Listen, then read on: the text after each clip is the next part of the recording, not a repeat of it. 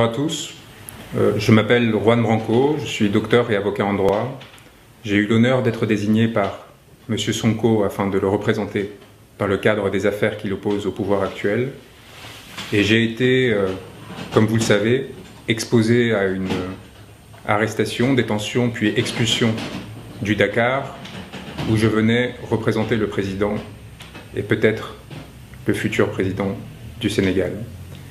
Dans ces circonstances assez extraordinaires par lesquelles un avocat est empêché de défendre un client qui, comme on le sait, fait l'objet d'une persécution extraordinaire depuis un certain nombre d'années, qui vise à l'empêcher d'incarner l'espoir d'un peuple en flammes, qui, depuis un certain nombre d'années, souffre de violence, de désespoir économique et surtout d'une corruption endémique que M. Sonko dénonce dans son pays.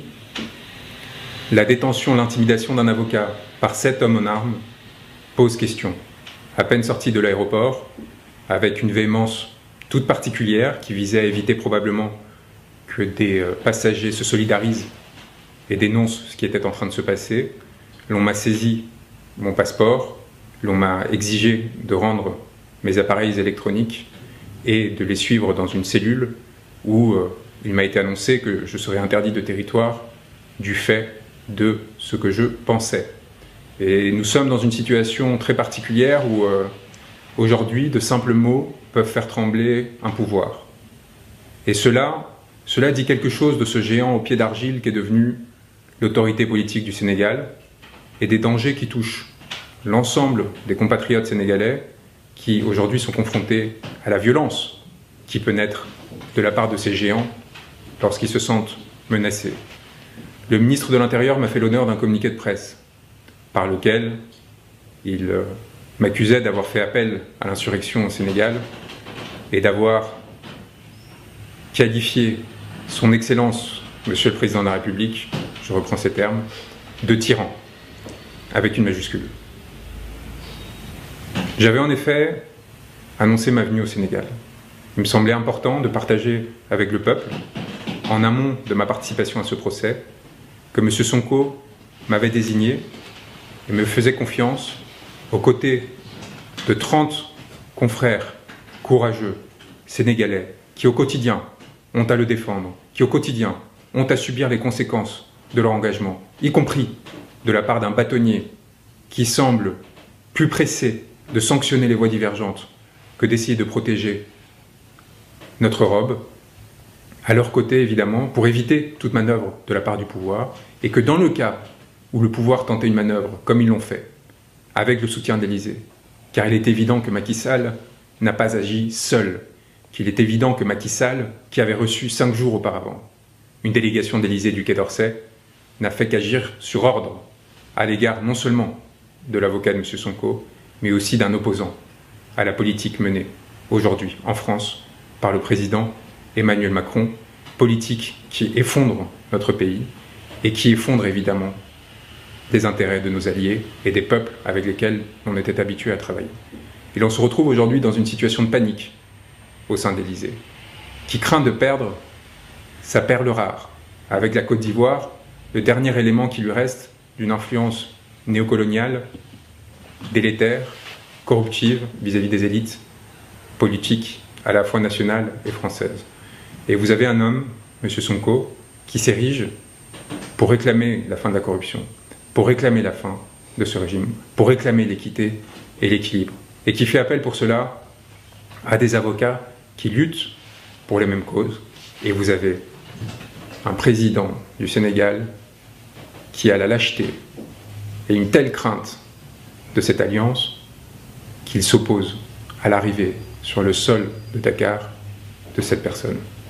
Et dans le même temps, vous avez un confrère français, auquel il est fait appel comme l'on faisait auparavant des sorciers blancs.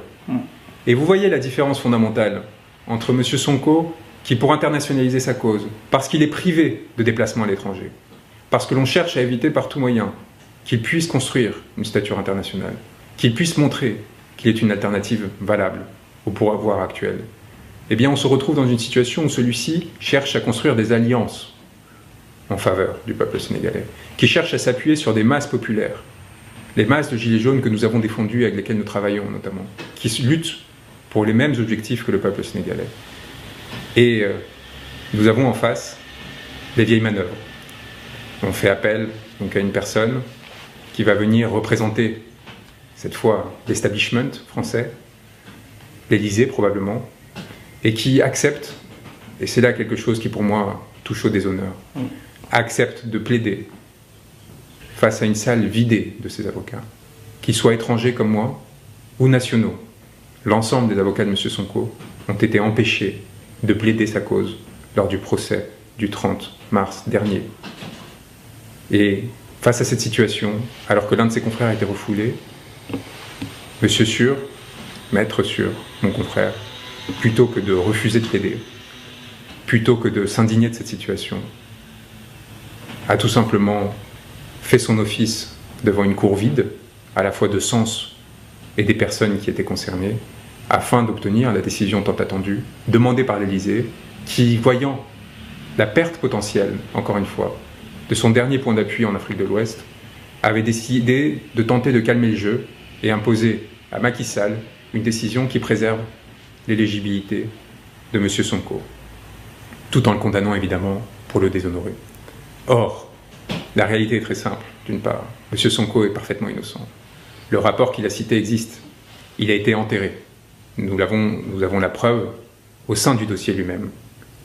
On a essayé de l'accuser de faux. C'est un mensonge. Premier point. Deuxième point, nous avions tous les éléments nécessaires pour faire annuler la procédure. Tous les éléments nécessaires. Et j'avais préparé, et c'est peut-être ce qui les inquiétait, des conclusions d'une part de nullité, car il semblait presque que le parquet avait voulu se tirer une balle dans le pied, tellement la citation était mal rédigée, probablement dans l'objectif de répondre aux ordres d'un régime aux abois, et en même temps, évidemment, de faire comme si la chose pouvait se dérouler tout en essayant d'enterrer. Nous avions des conclusions de nullité, nous avions évidemment des conclusions fin de relax, car ce n'est pas seulement que la procédure était nulle, c'est que M. Sonko était innocent. Nous étions prêts à la défendre, et c'est peut-être ce qui a tant fait peur le pouvoir, ce qui a tant fait peur la Cour, ce qui explique ce changement de juge à la dernière minute, cette évacuation des avocats de la défense, et cette décision que l'on a voulu être de conciliation, mais qui n'avait qu'un objectif, réussir à remporter une manche qui était mal partie, et évidemment, mettre M. Sonko face à des contradictions potentielles dans son discours. Il n'en est rien, car ce qui se passe lorsqu'un pouvoir est déliquescent, c'est d'une part des effets de courtisanerie qui créent de la médiocrité. Et ce à quoi on a eu droit avec cet extraordinaire communiqué du ministère de l'Intérieur, c'est l'expression de cela. On passera sur la maltraitance de la langue française, alors que le Sénégal est un des lieux de haut vol de cette langue française, et qui aujourd'hui dans laquelle la langue française gît avec le plus de créativité, bien plus qu'aujourd'hui en France. Il y a aussi la justification qui est apportée. M. Branco avait publié avant son arrivée à l'aéroport international Blaise Diagne de Dakar un post sur les réseaux sociaux où il traitait son Excellence Monsieur le Président de la République, Macky Sall, de tyran, et faisait également un appel à l'insurrection dans notre pays. Devant ce comportement inacceptable de la part d'un citoyen étranger, il s'est vu refuser d'entrer dans le territoire national.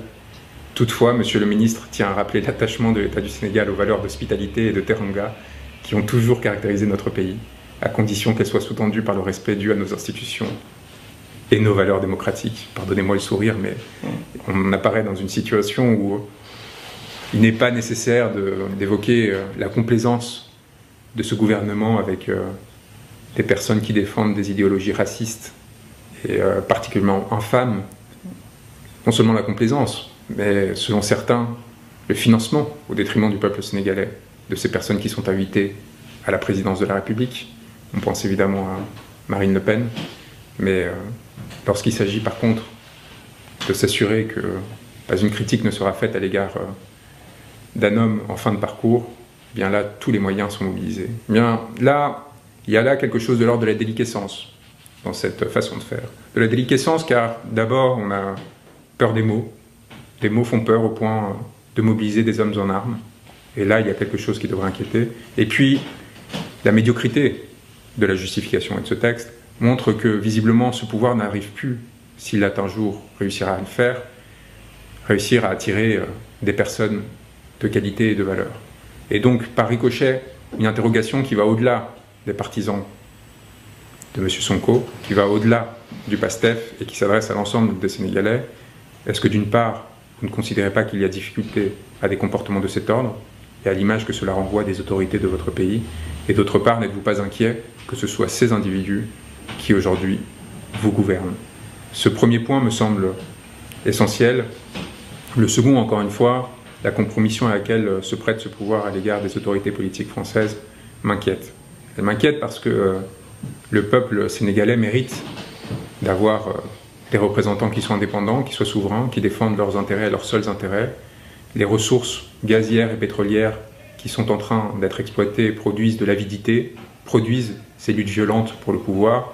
Il est essentiel que des hommes intègres viennent défendre les intérêts du peuple sénégalais et ne créent pas une société à deux vitesses dans laquelle le pouvoir ne servirait qu'à capter les ressources au détriment du peuple.